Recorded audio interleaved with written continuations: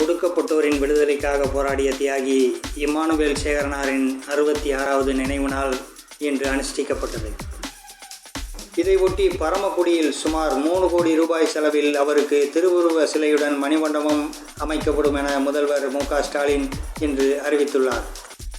அவரது நினைவிடத்தில் நேரில் சென்று அமைச்சர் உதயநிதி ஸ்டாலின் மலர் வளையம் வைத்து அஞ்சலி செலுத்தினார்.